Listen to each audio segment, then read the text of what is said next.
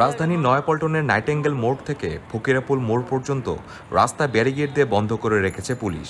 ওই এলাকায় যত অলিগলি আছে সেখানেও চলাচল বন্ধ করে দিয়েছে তারা। বিএনপির কেন্দ্রীয় কার্যালয় রয়েছে তালাবদ্ধ।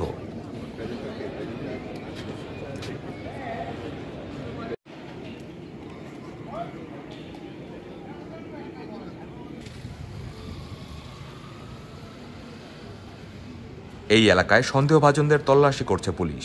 এ সময় কাউকে সন্দেহ হলে তাকে আটক করা হচ্ছে।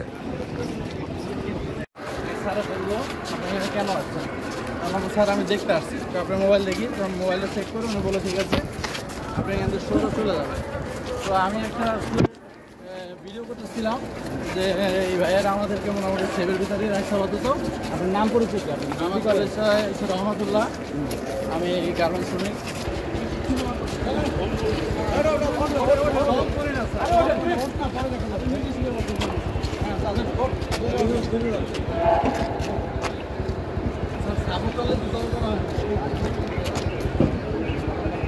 পল্টন এলাকায় মানুষের চলাচল কম। যাদের বাসা সেখানে শুধু তাদের কেউ কেউ চলাচল করছেন। নয়াপল্টন জামে মসজিদের সাধারণ মানুষদের জুমার নামাজে যেতে দেয়নি পুলিশ।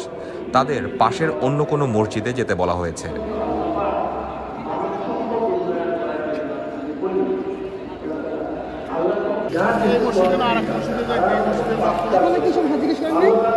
রাস্তা বন্ধ করে দিচ্ছি, যেতে পারবেন মানে কি বলছে আপনাকে?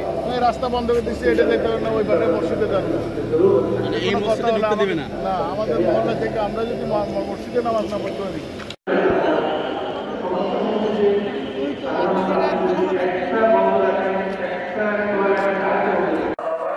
পুলিশ সদস্যদের সঙ্গে কথা বলে জানা গেছে, নয়াপল্টন এলাকায় বিএনপির নেতাকর্মীরা যেন অবস্থান নিতে না পারে সেজন্য পুরো এলাকার নিয়ন্ত্রণ নিয়েছেন তারা। পরিস্থিতি বিবেচনায় এই এলাকায় সাধারণ মানুষদের আসতে দেওয়া হচ্ছে না। সাধারণ মানুষের নিরাপত্তার জন্যই তা করা হচ্ছে বলে দাবি করেন তারা।